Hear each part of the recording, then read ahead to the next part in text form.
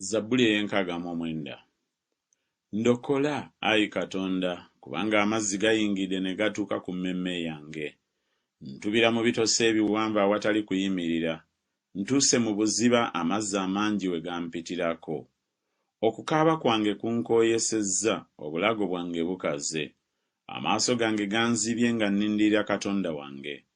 Abankyayira obwereere basinga enviiri ez'oku mutwe gwange obungi, abaagala okunzikiriza, kubanga be balabe bange awatali nsonga b'amaanyi. Ne ndyoka nziza kye ssaabaggyako. Ayi Katonda, gw'omanyi obusirusiru bwange, n'okwonoona kwange tekukisibwa ggwe. Abakulindirira ggwe balemenga okukwatibwa ensonyi ku lwange, Ayi Mukama Katonda ow'Eggye. Abakunoonya ggwe balemenga okuswazibwa ku lwange, Ayi Katonda wa Isirayiri. Kubanga banvuma okunnanga ggwe, ensonyi zibisse amaaso gange. Nfuuse munnaggwanga eri baganda bange, era atali mumanyi eri abaana ba mmange. Kubanga obuggya obw'ennyumba yo bundidde, n'ebivume by'abo abakuvuma ggwe binguddeko. Bwe nakaaba amaziga, emmeeme yange n'esiiba enjala, ekyo kye kyanvumya. Bwe nayambala ebibukutu ne mbafuukira eŋŋombo.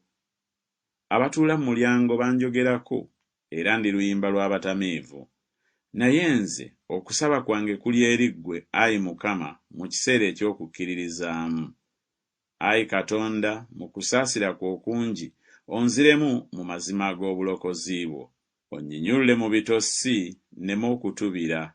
Ndokoke eri abo abankyawa ne mu mazzi ag'eddubi. Amazzi amangi galeme okumpangula, newaakubadde obuziba buleme okummira, newaakubadde obunnya buleme okunzibira akamwa kaabwo.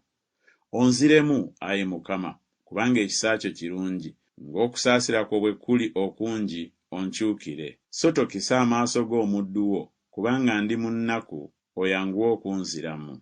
Osemberere emmeeme yange, oginunule, ompe eddembe olw'abalabe bange. Gw'omanyi bwe nvumibwa, bwe nkwatibwa ensonyi, bwe nnyoomebwa. Abalabe bange bonna bali mu maaso go. Okuvumibwa kumenya omutima gwange, era njijudde ennaku. Noonyezza anansaasira, naye tewabadde n'omu, era abanansanyusa, naye ne siraba. Era bampa omususa okuba emmere yange, era bwe nalumibwa ennyonta, ne bannywesa omwenge omukaatuufu. Emmeeza yaabwe eri mu maaso gaabwe ebeerenga ekyambika gye bali, era bwe baba mu mirembe gifuukenga omutego. Amaaso gaabwe gabenga mu kizikiza, baleme okulaba. Okankanyenga ebiwato byabwe ennaku zonna. Obafukengako ekiruyi kyo n'obusungu bwo obukambwe bubatuukengako. Ennyumba yaabwe erekebwenga, so omuntu yenna alemenga okubeera mu weema zaabwe. Kubanga baayiganya oyo gw'okubye, era boogera ku nnaku z'abo b'ofumise. Oyongerenga obubi ku bubi bwabwe, so balemenga okuyingira mu butuukirivu bwo. Basangulibwenga okuva mu kirabo ky'obulamu, so balemenga okuwandiikibwa awamu n'abatuukirivu. Naye nze ndi mwavu, munaku. Obulokozi bwo, Ayi Katonda, bungulumize waggulu.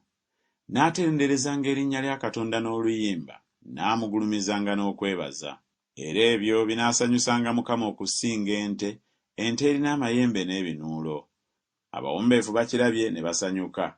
Mmwe abanoonya Katonda, omutima gwammwe gube omulamu. Kubanga Katonda awulira abaavu, so tanyooma basibe be. Eggulu n'ensi bimutenderezenga, ennyanja ne byonna ebigitambuliramu, kubanga Katonda alirokola Sayuuni, era alizimba ebibuga bya Yuda. Nabo balituula omwo ne bagirya. Era n'ezzadde ly'abaddu be baligisikira, n'abo abaagala erinnya lye balituula omwo.